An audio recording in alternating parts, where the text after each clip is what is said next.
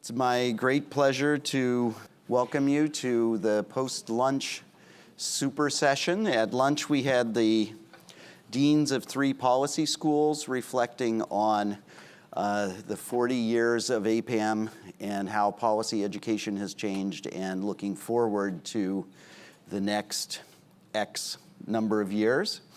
And because APPAM is a unique organization of individuals, institutional members who are schools, institutional members who are research firms, and possibly some that don't fit into any of those categories, I felt it was really important for us to take this 40-year perspective with the heads of research firms that are, thank you all, great sponsors of APPAM and major sponsors of this year's conference. So we have called this session 40 Years of Evidence for Action at APPAM and in the Field. And we have a set of questions that we will have the panel discuss. I'll ask someone to kick it off, and then there'll be some response from other members of the panel. But we're going to try to leave plenty of room at the end for questions and answers. And we've set up a microphone here, so if you can, in about an hour, begin to queue up and get ready for questions, that would be fantastic. I should have said I'm Matt Stagner. I'm the president-elect of APPAM, and I've worked with many of these people in many ways over many years. I'm currently at Mathematica Policy Research. So joining me today are CEO Kathleen Flanagan of Apt Associates, Impact International CEO Avi Benes, Mathematica CEO Paul Decker, MDRC President Gordon Berlin, and Urban Institute President Sarah Rosen-Wartel. So we're really pleased to have these 5 distinguished people in a room. Many of them represent institutions that were part of APPAM 40 years ago. Some have come along the way, but we really look forward to a lively discussion about both reflecting a little bit on the past, but we very much want to make sure that we're looking toward the future. So let me kick it off. This year, as everyone knows, because I've said it 3 times and it's all over the place, this is the 40th anniversary of APPAM, our Ruby anniversary. And as a research community, we pride ourselves on evidence for action. Everybody at this conference is an evidence producer or consumer, but very much wants to see the public policy world of evidence combining with action in the policy arena. So I'm going to ask the panel to reflect on what they consider to be the biggest successes or challenges to evidence-based policy currently as well as in the past, and how the field has evolved. And I'm going to start off with Gordon. Well, thank you, Matt. Thank you all for coming. I know hardly any of you work for any of us. I'm sure that's why I think they were banned, yeah. They're doing billable hours right now. Wait. So I wanted to highlight 2 successes and 2 challenges. So the first success is what I would characterize as the profound shift in evidence's role in federal priority setting. And what do I mean by that? So I draw a line from evaluation's role in the welfare debates in '88 and '96 to OMB's role in the Bush administration, where they first started out with a strong effort to reform the PART program assessment rating tool. That was the key outputs and outcomes tool that they used to try to drive program management. But by the end of the term, they began to really focus more and more on the importance of having strong impact evidence, and that became a kind of a part of what budget examiners were increasingly beginning to realize, that outcomes only gave them so much. Enter the Obama administration. The core budget examiner staff were really, I think, ready to go, and they now had leadership that really wanted to privilege programs with evidence and mandate evidence building for those without it in terms of how they made their budgeting and programmatic decisions. So the big question was, would Congress embrace this new structure? And initially they did. Around the legislation they partnered with Obama on in McVie, the home visiting legislation. I think the teen parenting legislation also had these new tiered evidence structures, which were meant to really operationalize this concept of driving budget and program in this way. But then what would happen when Obama left? And interestingly and encouragingly, I think, that same tiered structure is part of ESSA, it's part of WIOA, it's part of Families First, it's part of several other initiatives that are out there. It's not perfect, it has a lot of problems, but it seems to me that it's a base that we can execute on and improve on later. The second success, I think, has to do with the field's impact on policy and practice. So we're all here, we get together annually to lament the fact that most of the time we find things don't work or they only work a little bit. But there's something else that's been happening, I think, somewhat quietly, and that is we're beginning to identify programs that do make a difference, and they make a difference at scale, and they make quantum leaps for people. So one I would highlight is the New York City small schools, where Bloomberg started closing the large failing high schools, and he replaced them with more than 120 small high schools that had a theme, that focused on personalization, rigor, and relevance. Those high schools, the students who got into those schools were much more likely to graduate, about a 15% increase. And these 120 schools plus served 40,000 children. So this was really reform at scale. Nearly all of these high schools were located in the most disadvantaged, economically disadvantaged neighborhoods in the Bronx and Brooklyn. So this was inner city reform. It also had an effect, a measurable effect on college going. The increase in college enrollment for African American males coming out of those high schools was 30%. That, I think, was really remarkable. A second example is the City University of New York's ASAP program. We all know how important these institutions are. They're uniquely situated. They're conveniently located in every community. They're strategically positioned between high school and career at a moment when the labor market really is undergoing transformation. But the graduation rates are really low. CUNY doubled the graduation rate in the colleges that tried this new ASAP model in a 3-year period, and those effects were maintained with some modest decay for a longer follow-up period. And now those results are being replicated in 3 Ohio colleges, and all accounts so far make it look like they're going to match, maybe even exceed those results. Again, that's a quantum leap, really quite astounding. I'm sure you'll hear more from my colleagues on this panel about other programs that might fit in that category. If we talk about it in the discussion, I have several more. The 2 challenges, I would say, are the whole challenge around replication of findings and sustaining effects at scale. And despite the successes I just gave you, they remain, I think, the Achilles heel of the movement. The second challenge that I'm worried about is this issue about rigor and relevance. They need to be complementary, and I worry that too much they're viewed as a trade-off. You can only have one without the other. And maybe we can talk a little bit about that as well. Thank you. Before we go to our next speaker, there are some open chairs on the other side. If anyone standing would like to come across and take a seat. Avi, let's go to you next as a follow-up to Gordon's opening on successes and challenges. Thank you very much. So at Impact, we do a lot of work both internationally and also domestically. And so when I think about successes, one of the first things I think about is on the international side, we've seen over the years a remarkable improvement in the reduction in extreme poverty and disease. And we've seen that, I don't want to say it's caused by, but we've seen it around the same times that we have had an increased desire and increased funding in evidence, in analysis and research in the international development sphere. So we've seen USAID and Millennium Challenge Corp and iLab at a DOL and foundations. We've seen really a lot of work going into collecting. We've seen a big improvement in some changing the world and really affecting millions and billions of people's lives. And that to me is a huge success that shows the power of research and shows the power of evidence. So it gets me excited. And in terms of challenges, and it's also a success, right? Our biggest successes, our biggest weaknesses at times. And so, right now, we all know there's a tremendous amount of data. We have all these big data. We have all these data sets that are easily accessible, that we have computing power that can do all kinds of amazing things that we couldn't do in yesteryear. And that's given us all kinds of capabilities, but it also, I think, creates a risk that we're seeing now.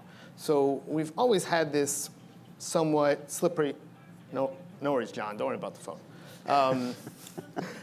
We've always had this slippery slope in terms of, does policy or evidence come first, right? And what is driving what?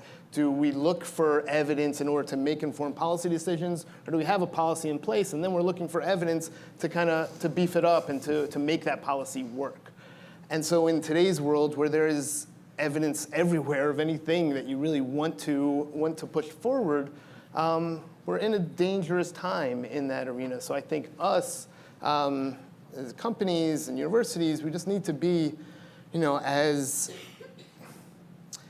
rigorous as possible in just defending the transparency and defending the objectivity that goes into the research that we do. And I think the only answer is to be open with what we do, so that people can see that while we are collecting and analyzing evidence, we're really out there seeking the truth. And evidence doesn't equal truth, but that's the ultimate goal of all the companies, I believe, up here. Great. Paul, what are your thoughts? And I'll try to play off Gordon's points a little bit, but kind of reflect on it from a more general level. Because one of the interesting things is the trends in our industry, because we experience that industry kind of up close, we don't necessarily read the long-run trends accurately. And so one of the clear long-run trends is there's been greater reliance on evidence over time in policymaking. Over the course of the 50 years that many of our organizations have been in existence, that's been a relentless, steady, sometimes slower trend, and that's incredibly positive. And we've got agencies that we've all worked with directly, HHS, Department of Labor, education, that have been generating evidence now for years on key issues. And part of the focus of that evidence has been applying it in a more rigorous way over time. So in order to illustrate, let me just cite one example that lots of us are familiar with, which was the creation of the Institute for Education Sciences, which clearly created a discontinuity between the way research was supported prior to the creation of the Institute and the way that research has happened since, the emphasis on rigor. And it's not just in terms of program evaluations, it's in terms of how can that evidence be brought to bear for a broader set of decision makers. So, for example, with the creation of the What Works Clearinghouse. So not only creating evidence, but bringing evidence that already exists out in the world, applying standards to that evidence, and then drawing interpretation of that evidence so it can be used by school districts and others who are interested in setting school policy. A second success, again, playing off Gordon's points, is that I think you can make a pretty strong case that research and evidence has not only been produced at a greater rate, but it's been a stronger part of the policy conversation over that time as well. So programs have actually been changed in response to evidence. Now, it doesn't mean they've always been changed in a sensible way in response to evidence. And I see Steve Bell out in the audience, which reminds me of the JHPA study. And I'm not sure the changes we made in response to the... I'm not sure those changes we made in response to the study were the right changes, but at least people were paying attention and making changes. In terms of challenges, I'll just highlight three quick things. One is, despite that positive trend I talked about, we've still got a long way to go. Even at the federal level, there are agencies that put very little effort or resources into generating evidence to guide how they approach their mission. And so we hope to see change there over time. In the questions, Matt, you had asked a little bit, how's the industry responding? I think this is a good example where we do see a response. That is that the foundations often are stepping in, filling gaps that are left by the federal government. And so they're an active part of our industry. A second challenge is that evaluations often get treated, as I talked about in my 2013 APPAM presidential address, in this very simplistic way of a thumbs up or thumbs down based on the evaluation. If the program is found to be effective, then it continues to be funded. If it's found to be ineffective, then there's a sense that we need to defund the program. And I think that's a false characterization of how we should approach evaluation in the way I described in that presentation. And I think we need to be more focused on how to use evidence for program improvement. And I think the industry is making the response to that challenge. And then finally, we don't always talk about it, but there's definitely a distinction between data and evidence.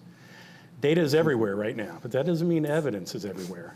And it's our mission to turn data into evidence. In that same presidential address from 2013, I talked about a data analytics provider that in their marketing information would use the phrase, no PhD required. So somehow if you were using their software platform, you didn't need to talk to anybody who actually knew about the methodology. The machine would do that for you. I think everybody in this room would agree that's not true. And we need to continue to clarify our mission of how we turn data into evidence to make informative contributions to the public policy world. Great. Sarah. Great, thanks for having us all here. So I want to agree with everything that's been said before and speak about some other points as well.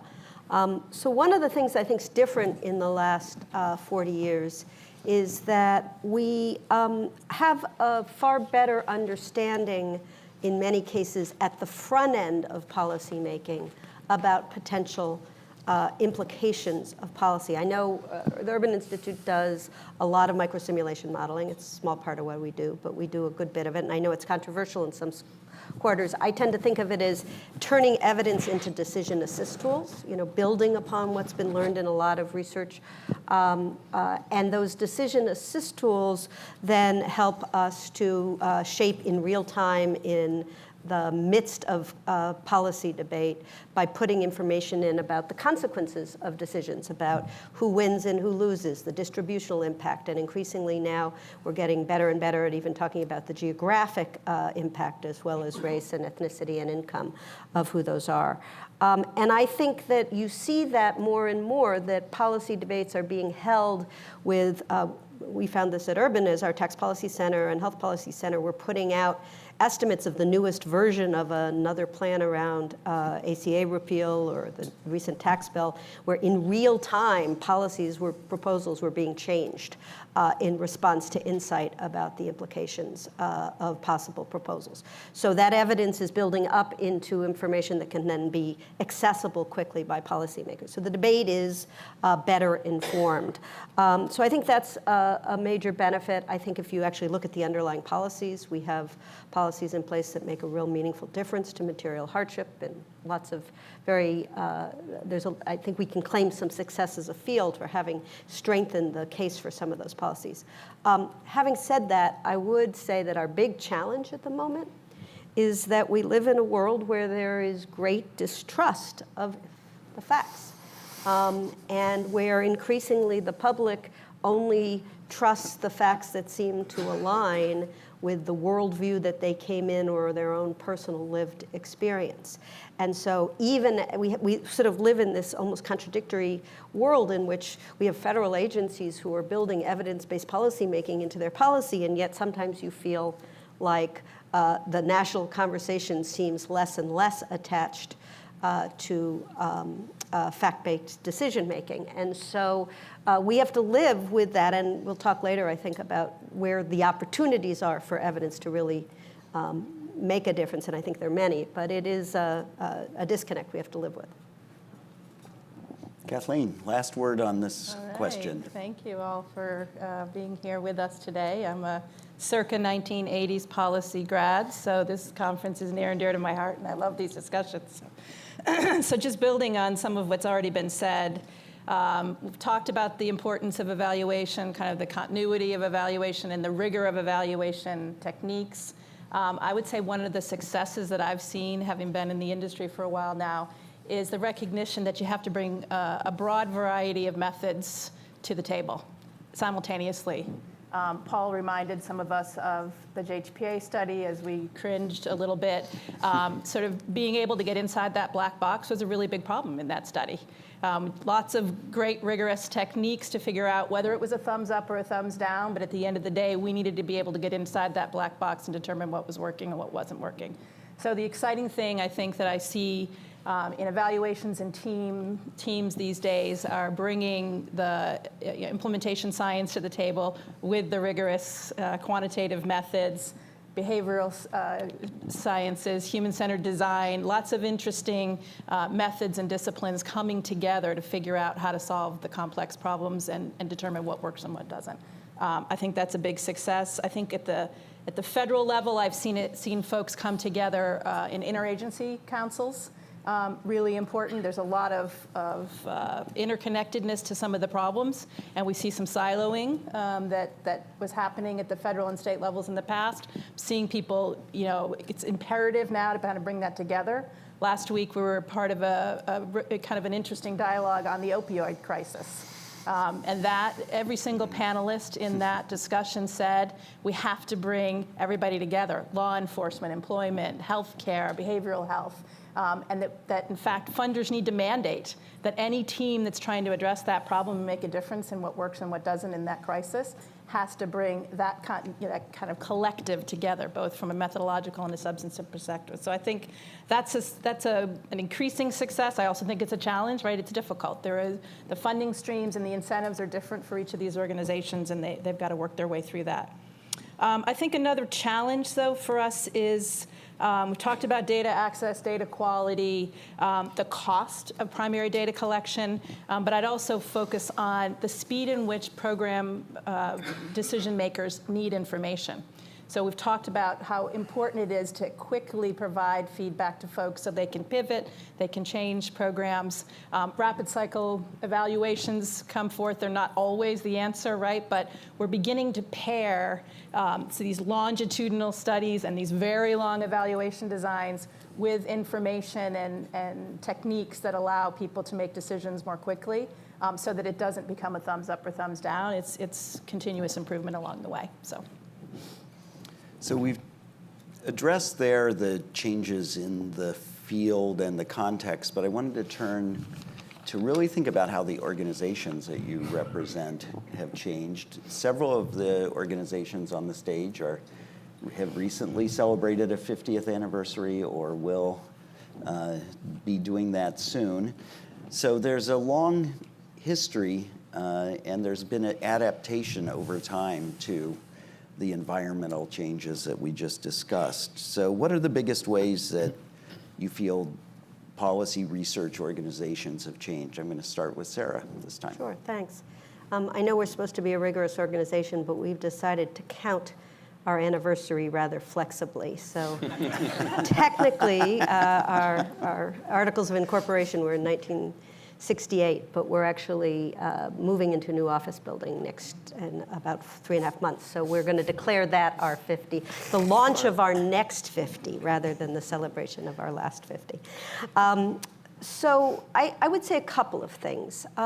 First, a number of people have already started to hint about our audience, at least for us. We've always been in places all over the country.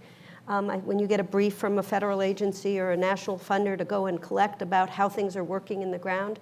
But very often, at least for our organization, not always, but often our primary audience was back at whoever assigned us the brief, the federal agency or the national foundation. And increasingly, we're thinking about primary and secondary audiences as being the very people who are doing the work on the ground. We've always done a certain amount of that, but I think as the shift internally is changing. And that's really part of a bigger change that we like to think about, which is that once upon a time, informing decision makers meant working with agency leads in Washington, maybe congressional staff on a committee. But change makers, the people who are doing things to address many of the problems that our institutions are tackling, are a much broader set of people. And we think about that broader set of change makers as our audience in a different way, which means you have a different challenge to make information accessible. So I would say institutionally we've changed in two principal ways for that. One of those is that our teams themselves are more diverse. We are still predominantly, of course, a social science organization. You know, I'm not a social scientist, but the vast majority of my colleagues are. But we increasingly have a few more people like me who come out of the world of public policy and are very helpful at figuring out how to answer the question that is going to be most helpful up ahead to the incoming decision.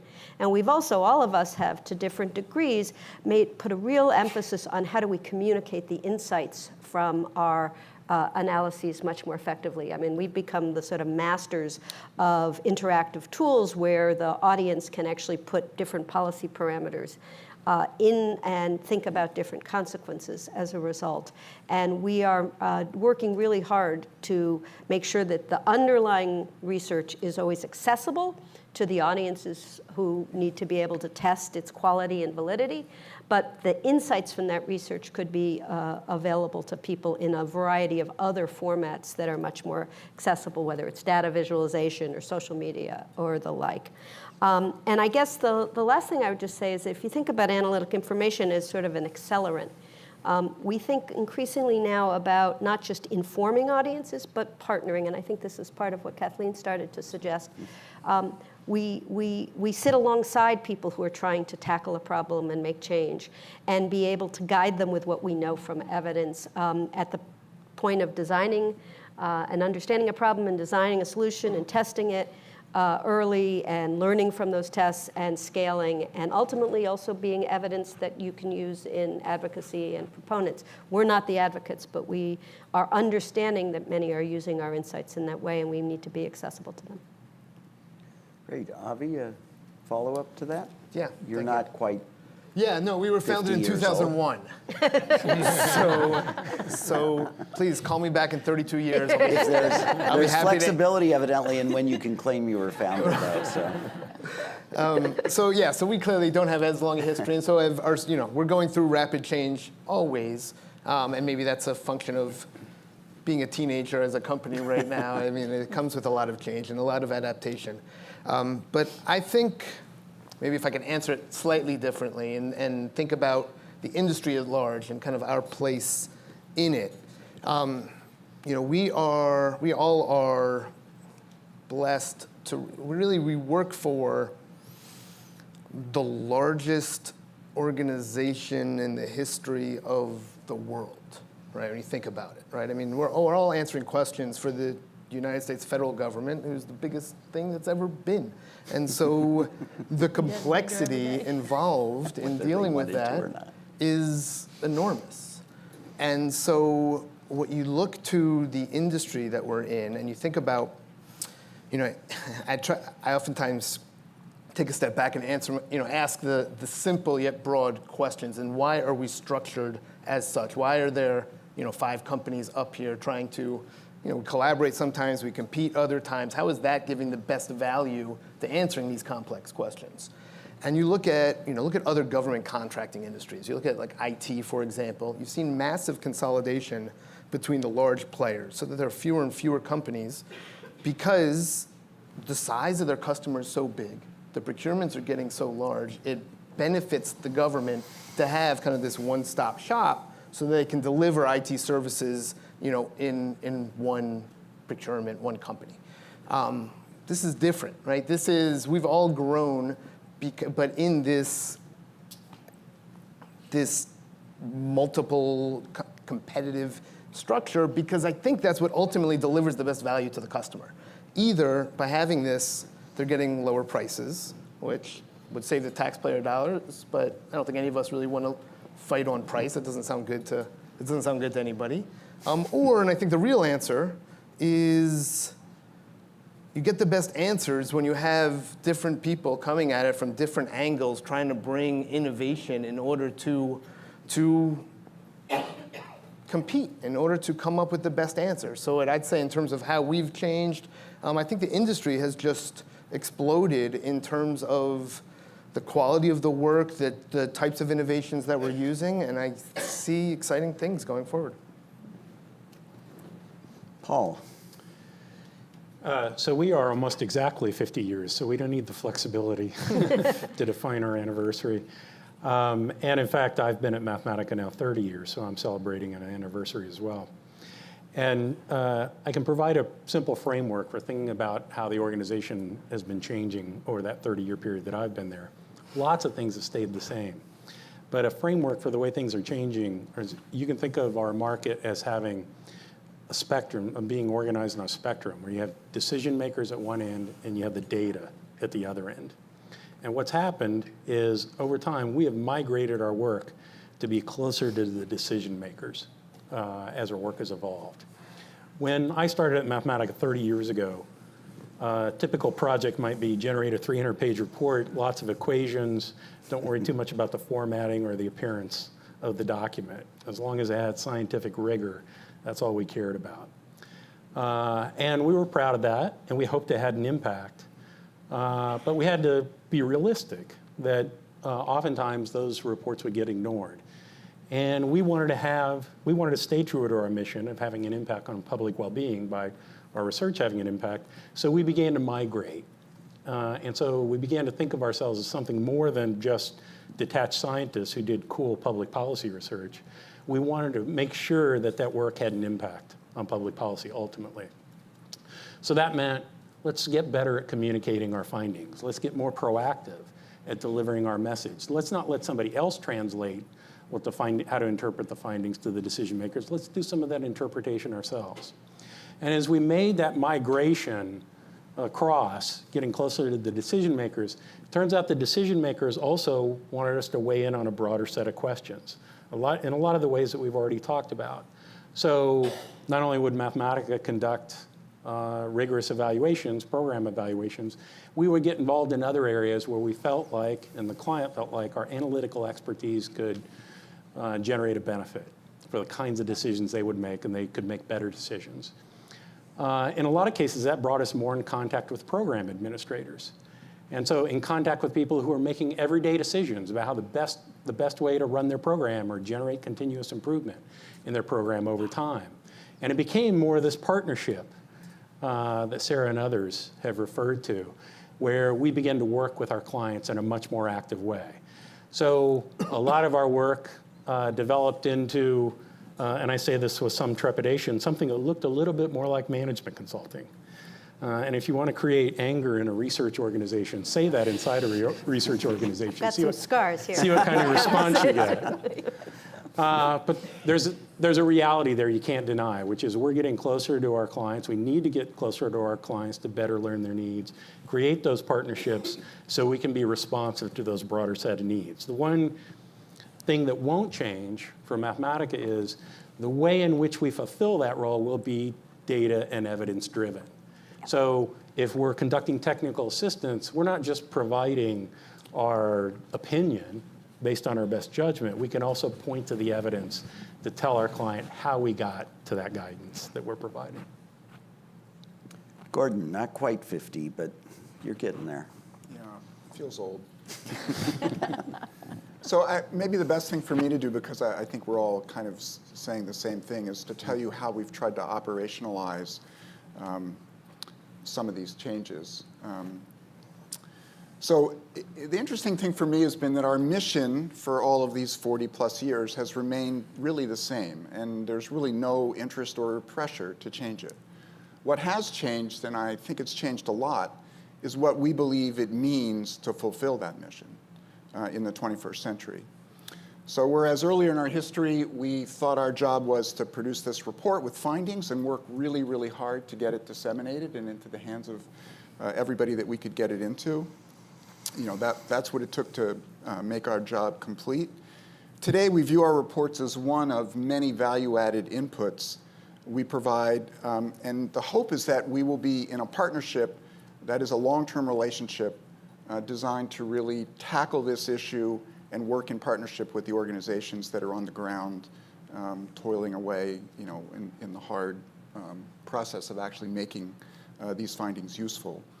So in essence, it's a kind of evidence building and program improvement are aligned together in a cyclical framework. But to meet the challenge, we really needed to offer a broader and somewhat different set of skills, in addition to some of the skill sets and capabilities that we had previously. So at MDRC, we've always had a programmatic technical assistance capability because we really don't like to measure ineffectual startup. And we've always placed a lot of emphasis on implementation research and answering the how and why questions, which we think are so important to understanding the what difference numbers that we produce. Today, we're helping agencies integrate and analyze their data more effectively. We're helping them to use predictive analytics so that they can improve their targeting, identify problems, so that not just the managers of those agencies, but also the line workers will have the tools they need to better match the services they have to offer with the needs of individual clients.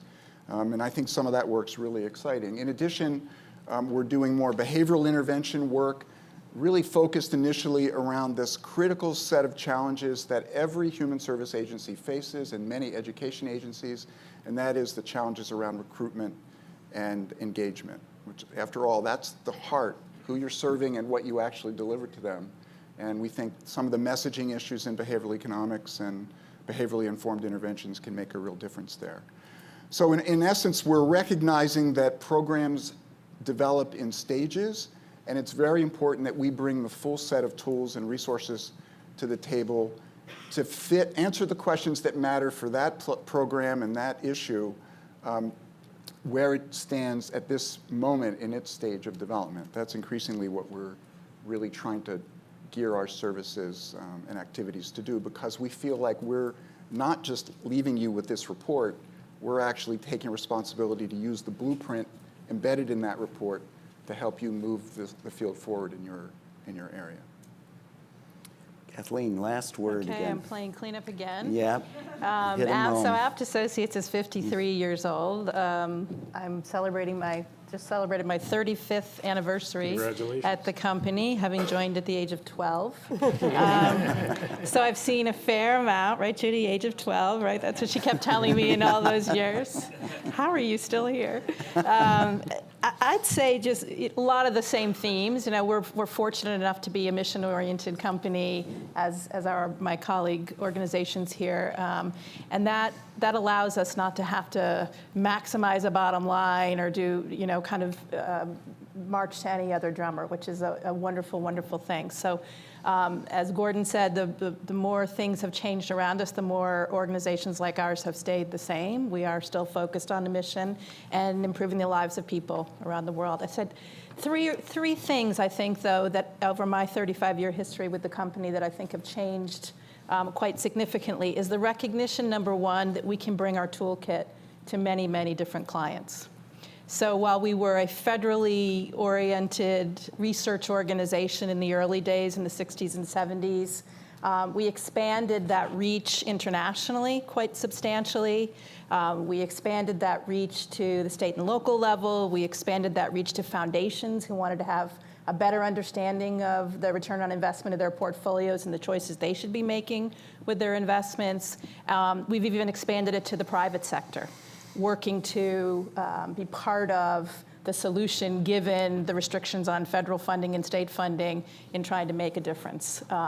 That has been super fun. I look into the audience today at some of my colleagues. Jake Bennis and I, having worked at DOL for many, many years, decided to embark on a journey to Turkey and to China to bring some of those skills over there. Steve Bell sitting directly behind him.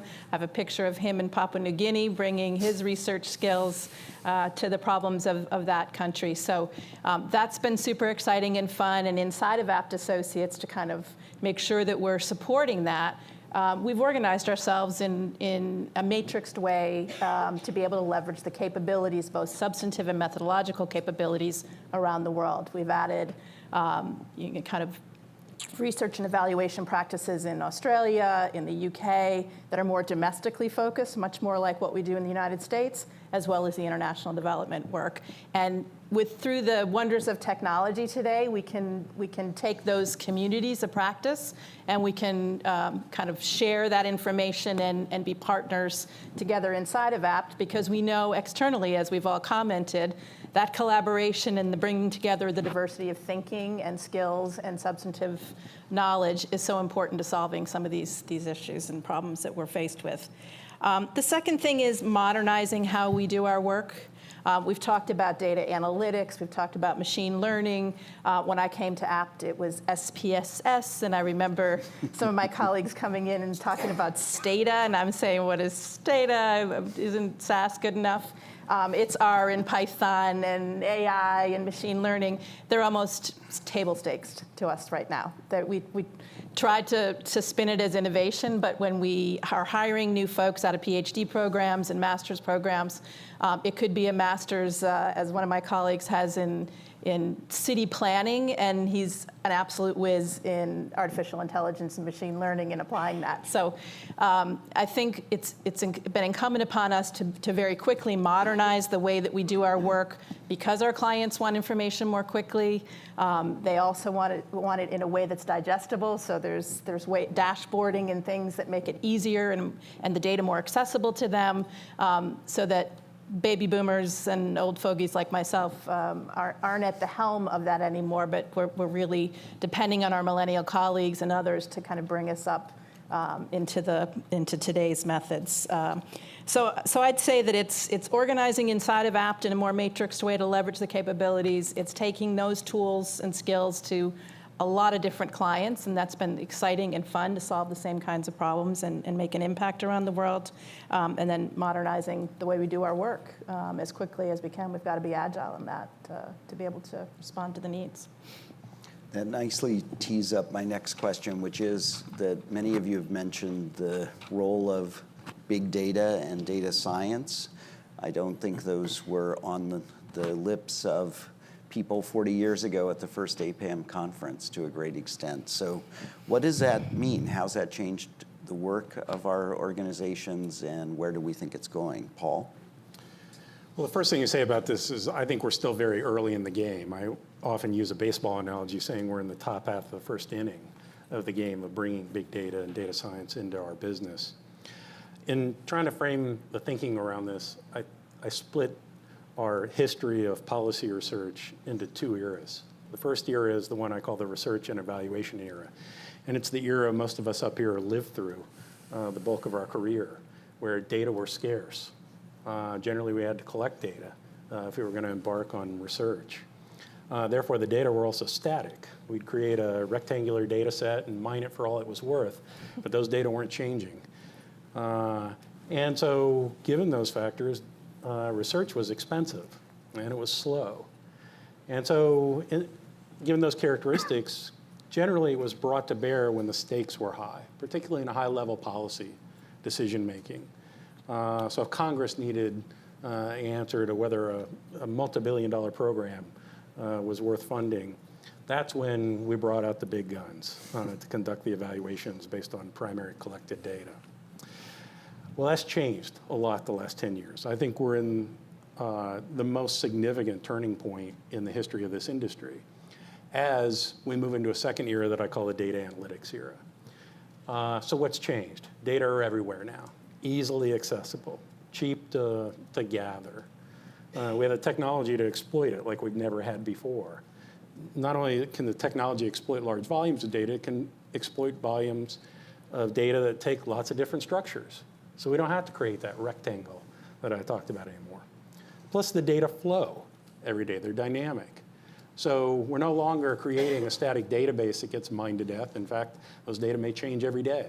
And that adds to our ability to be able to leverage those data to draw out insights. So that's a major change for our organization. But it's also a challenge to our organizations that grew up in that first era. And it can be a challenge to bring those together. So for Mathematica, and I'm guessing for all the other organizations, it's a critical decision and a critical challenge to the organization to make the integration happen. How do you bring those new tools, the data science that gets developed to be responsive to those changes and eras that I talked about, and mix them with the capabilities you already have and draw out the strengths at the intersection of data science and social science. And that's something we're very much in the middle of right now. So what does that mean for what we're going to look like in the future?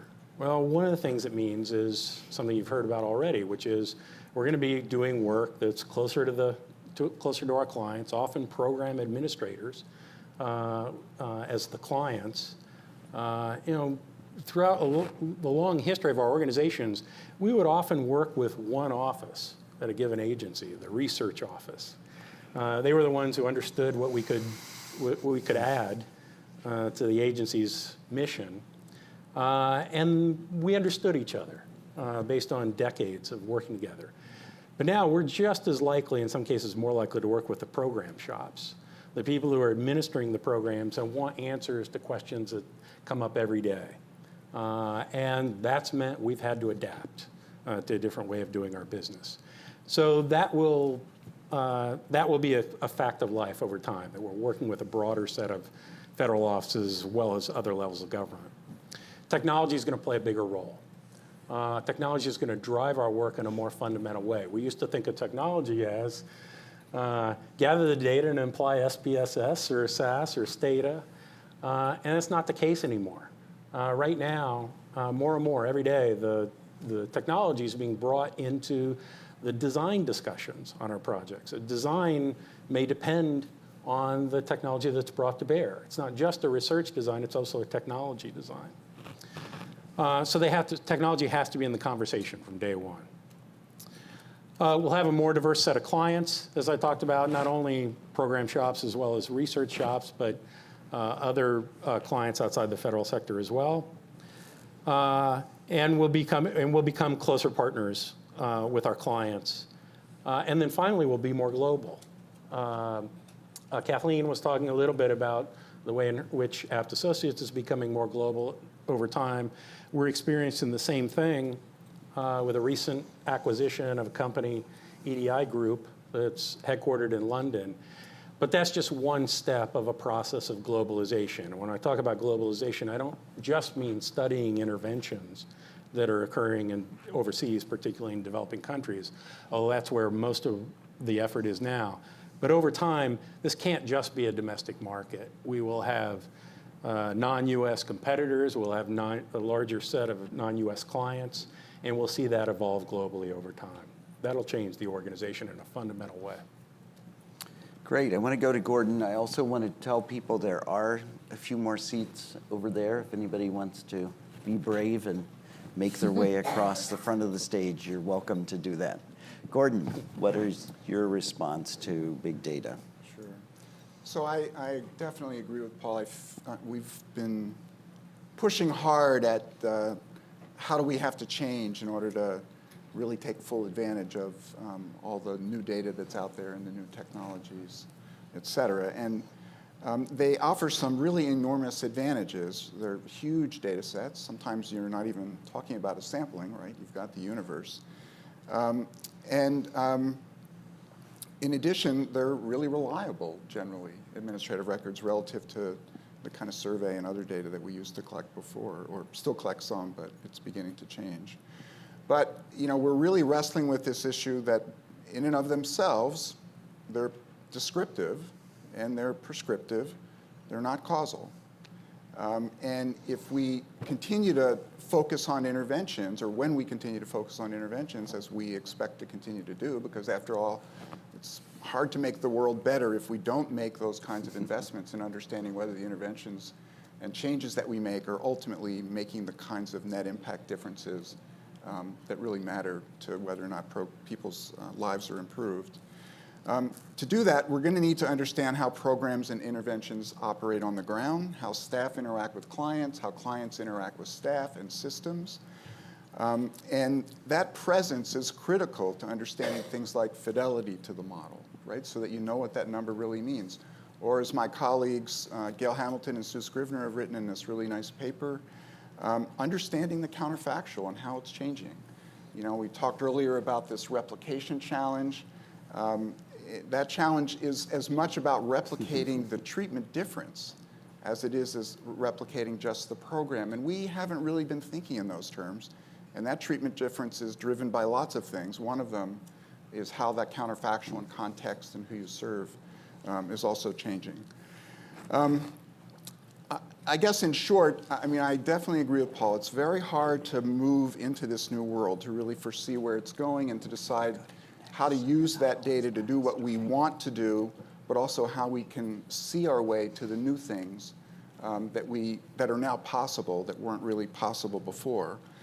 I think impact evaluation and data science clearly have the potential to be complementary, but we're going to need better conceptual frameworks for thinking about how to merge those two worlds than I think we have currently.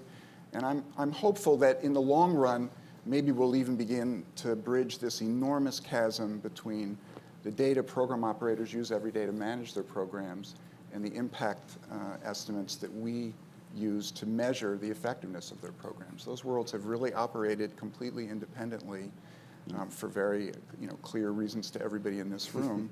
Is there a way to begin to drive program improvement so that we aren't foolishly saying, oh, we just have to run another impacts test? I'm going to go to Kathleen next. Thanks, Matt. The speed and disruptive nature of technology is amazing to me these days. And as an organization that now is 40% millennial, and as I mentioned earlier, data science and new technologies are just part of these graduate programs, so that even though they're studying, somebody might be studying policy or economics or something else, it just comes with it. And it's almost table stakes that it's going to be brought into our organizations, and that group and others are just going to be eager to apply them. And artificial intelligence and machine learning is just, kind of everywhere these days. And I think in our organization, and I know that you guys may feel the same way, we have to be super careful that it's not just a hammer looking for a nail and we're trying to just roll it out everywhere, right? We need to make sure we're pairing these new tools and methods with great subject matter experts and great methodologists, because it's, again, just a tool. And sometimes people think, well, we're going to put it into this machine and we'll get the answer. But as I learned, we're doing an enormous amount of work on the Zika virus, and we do entomology, and we do all kinds of spraying and analytics around how to prevent Zika, how to understand where it's going, how to do surveillance and figure out where it's moving. And we just used machine learning to figure out how to count the prevalence of eggs and the prevalence of the disease in a bunch of different countries. And you have to be able to be an entomologist to tell that machine what you're looking for, right? You can't just go out there and take a picture and apply an app, even though it's open source, kind of technology. You've got to have a team of people, an entomologist with an economist, with a data scientist to pull that off. And so I think within our organization, I worry, I'll say for myself, that we make sure that we have quality assurance measures when we're moving into this enabling technology and new data science world, to make sure that we can look at the quality of the work and make sure we're getting the right answers. That we have integrated and multidisciplinary teams working because that understand this technology and that can put it in the right context and apply it in the right ways. While I'm excited about it, I must admit I've never even had a Facebook page. I'm excited about it. I'm also leery that we are very careful about how quickly we apply it and in what circumstances we apply it and with what teams, and then that we have a real quality assurance process over what we're doing. It's moving really fast. Avi, what are you seeing? I agree with everything people have said. It's disruptive, it's scary, it's changing, it's exciting, it's all of the above, and it permeates everything that we do, not only in the industry, but in all industries right now. Not to tout another conference, but we're at AEA every year looking for newly minted, economics PhDs in terms of hiring that kind of next class. And the last couple of years, Amazon was right across the hall interviewing the same people that we were interviewing.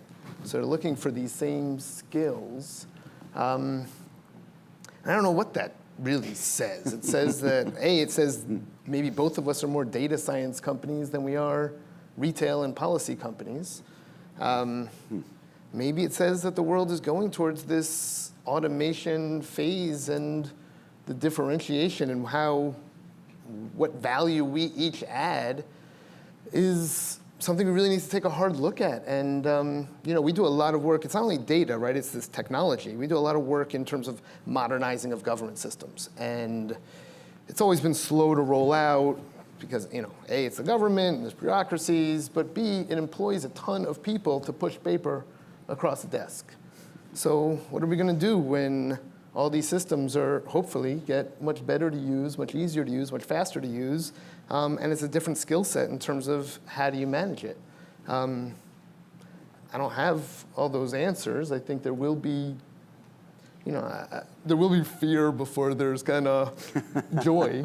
I expect them to say, somebody to say, hey, we got to slow this technology advent down because it's jobs, jobs, jobs. That's coming next, it feels like. But it's also this huge opportunity, right? It's a huge opportunity to revisit the skills that you really do have. It's clear that, you're right in saying that sometimes it's the anthropologist that comes with the computer science skills at these times.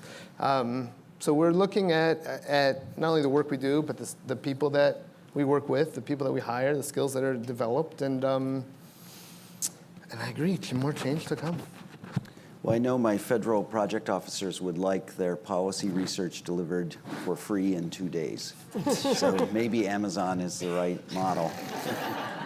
Sarah, final word on big data. So let me give two examples of the places where, some of the places I could say much of the same that everyone here has said. So let me try to add two different thoughts. The first is, much as Paul said, it's not just about the data. It's about the technology, the computing power that is allowing us to do new things with data at the same time. And it is about the communications revolution that allows us to reach very different audiences. One example of the power, the importance of that computing power is related to what I described before, using our microsimulation tools. Traditionally, the way we've used those tools is some congressman comes up with a new tax plan and says, I'm going to modify these 17 aspects of the tax code, put them into your model, pump it out, you have a new set of consequences. Well, what if instead you could decide, here's a consequence I want to optimize for? And you were able to say what would be the variables, the various choices you could make on these 42 different tax policy levers to get to optimize for that. Now, that's essentially in our world having to take that model and run it, thousands and thousands and thousands of times simultaneously. We couldn't have imagined that before. We can't do it yet, but it is something we are getting quite close to being able to think about. And so it shows that it is how important the computing power we're doing. We've created virtual machines. Our folks don't ever deal with Amazon Web Services, but they live in an environment in which that's behind the scenes for the processing of their models. So it's pretty exciting. It helps you to think about the ways that you could do your work very differently. A role for us that no one else has talked about, though, is that it's not just us trying to think about how to use it in social science.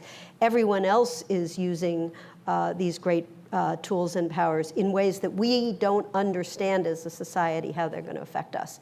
And let me use the example of predictive analytics in the criminal justice system as one place. We do a lot of work with risk assessment tools to try to validate them. And what you start to see is that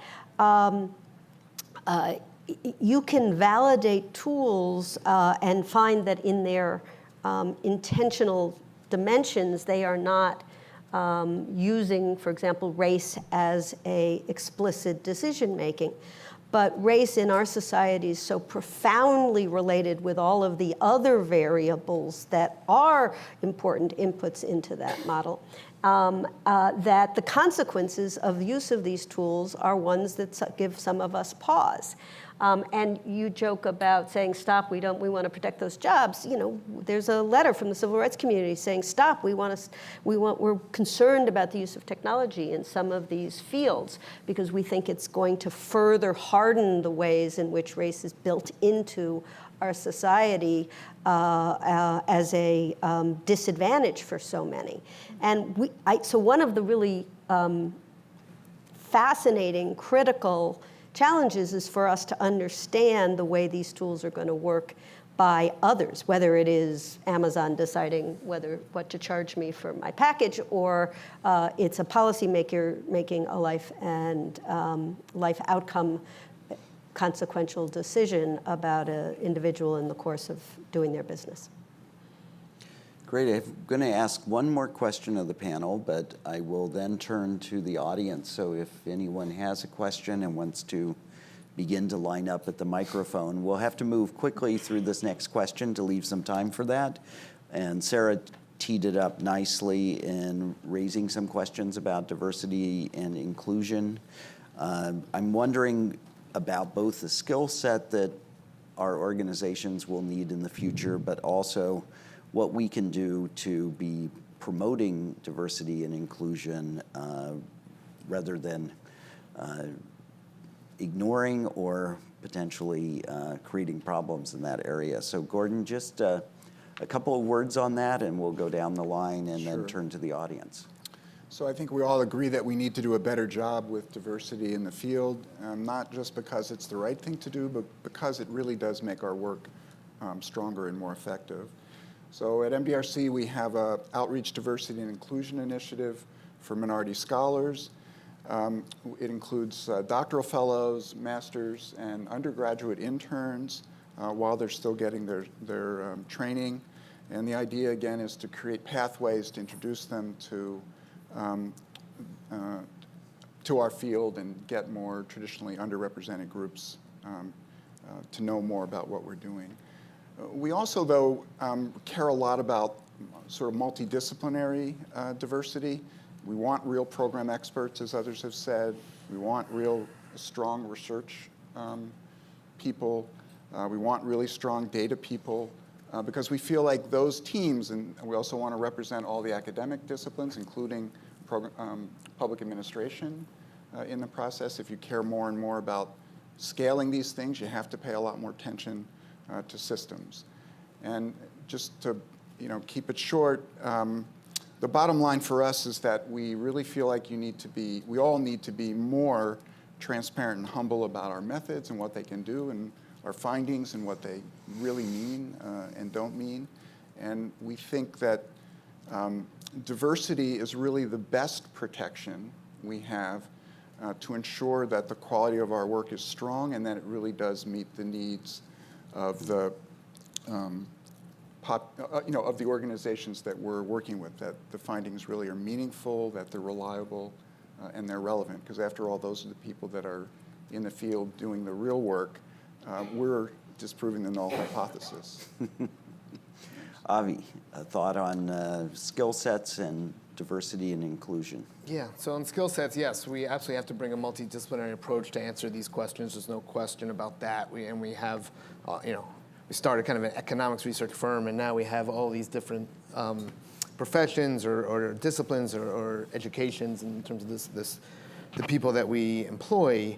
I would say in terms of diversity, we were founded by an immigrant who brought to the company this culture of and this idea that there are really smart people all over the planet, and they don't have necessarily access to the top 5 economic schools coming out of, name your country, coming out of Chile, And a lot of times what happens is you end up going through your local, undergrad university. Hopefully, maybe you get the the benefit of coming to this country to go to get your PhD, but it's not at one of those top schools. And so we find that having a broader view and looking for those I don't say hidden gems, that doesn't sound exactly right, but finding the brightest and the best and the brightest, no matter where they went to get to school, to me leads towards this culture and this company that has an enormously diverse population. Sarah, I know this is important to your work. What are your thoughts? So I'm going to suggest that we need to make sure that when we talk about diversity, equity, and inclusion, we think beyond the sort of human capital management part of this and the recruitment and retention. But it actually really goes to the ways you approach the work and the ways you communicate about the findings. And so we've published our diversity statistics. We published a plan, a roadmap online. We've published metrics about how we're doing against the plan. And we're trying to be very transparent about it, and that's the first piece. But we also are really doing a lot of work to think about how the nature of how we go about our work may reflect some assumptions that were built into the disciplines and things we were taught in that maybe we need to challenge a little bit.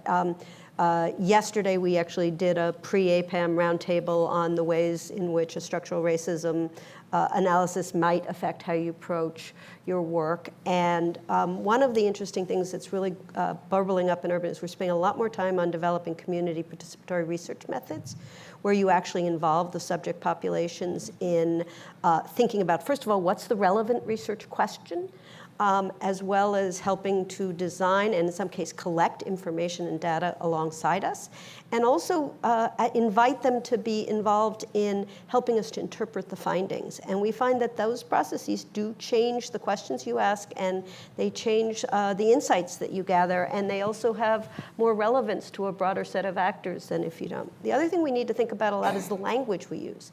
A lot of the traditional disparities analysis brings kind of a deficit model implicit in our mindset. And so we're starting to build communications guides in a whole series of different disciplines. We started with returning citizens and justice-involved populations as one of the places where we explore, and we had outsiders look at the language that was used in our reports and challenge us a little bit whether there were a set of assumptions that we were making.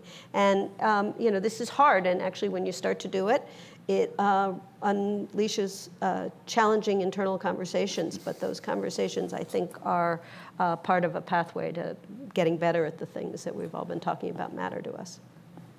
Kathleen, thought on this?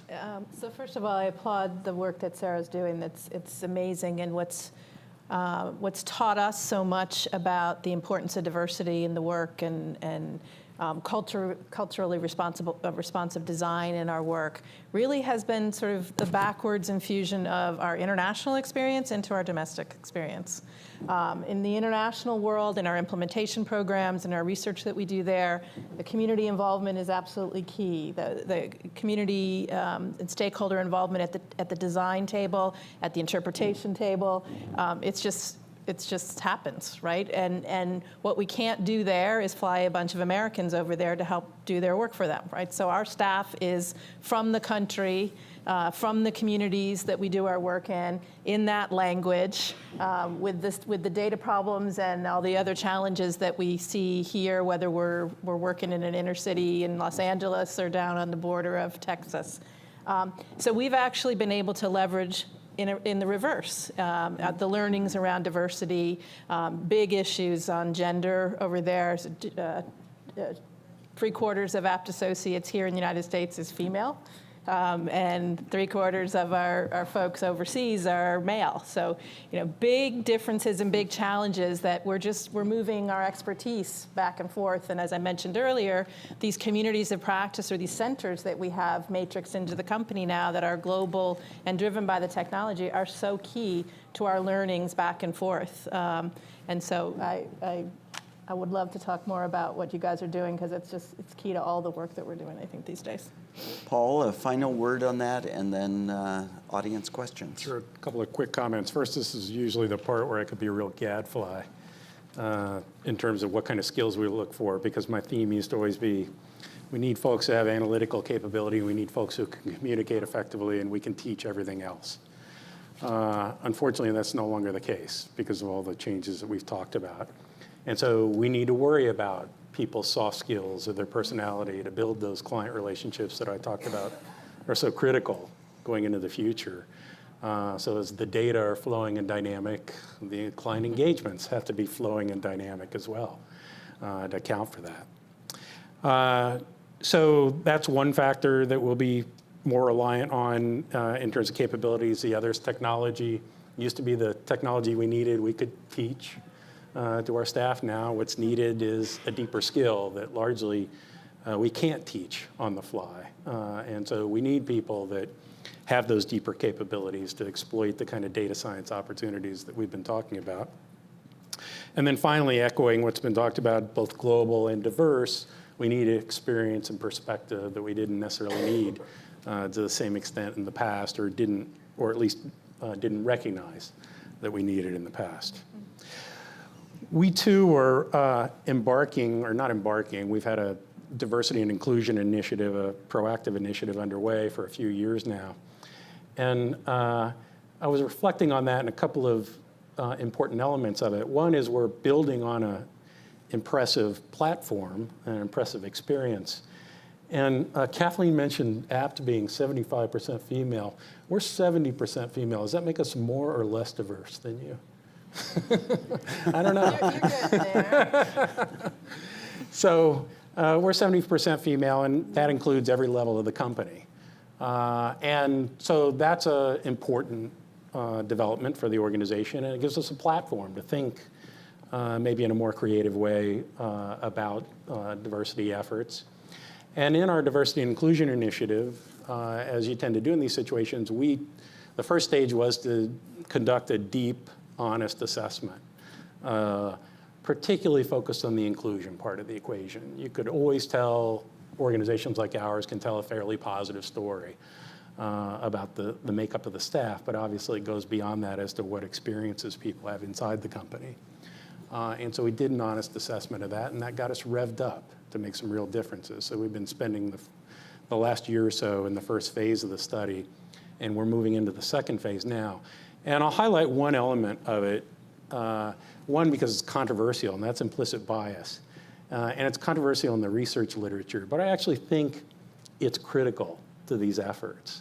The idea that we all have implicit biases that we don't recognize. And so we need to make an effort to take what are unconscious biases and make them more conscious. So as we move ahead in these efforts, we can have a sense of when we're entering a situation that our typical behavior may have a bias element to it, and we need to be conscious in fighting that. Thanks. Can I say one more quick Absolutely. thing? You've mentioned a couple times soft skills. Yeah. And the increasing importance of soft skills in our organizations.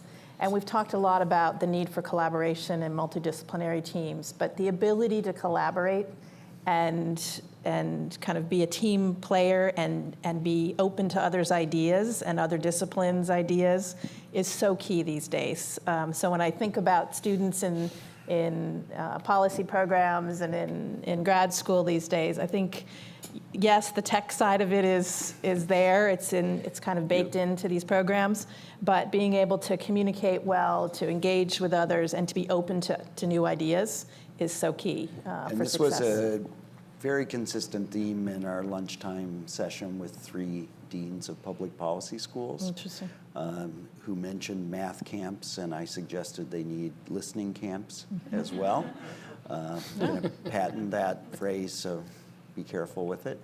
But they really are very concerned about how they are helping to enhance those skills while they maintain their focus on the technical skills that we've been looking for. So It's interesting in that we find different disciplines communicate in different ways, right? They either you come through a system where debate is healthy and it's fine, please challenge me in front of everybody.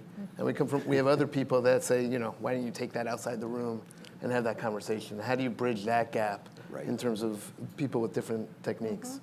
it's Very true. Got it. So we have time for one and possibly two questions, depending upon the brevity of the question, which I encourage, and the brevity Or of the the brevity of answers. our answers. Does anyone want to take a shot at that? Here comes Rob. Well, Rob. Could you introduce yourself, please, as well? Rob Olson, Westat. So I've got a question for the group, which is in a world where data is more prevalent, we might have the opportunity to do more smaller studies in different local areas.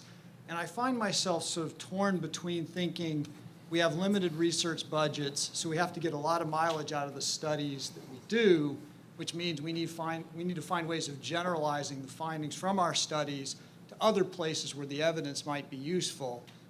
Half of the days I feel that way, and the other half of the days I feel like, well, I'm seeing a lot of evidence that the impacts of the things that we want to evaluate vary so much that every study almost has to be local.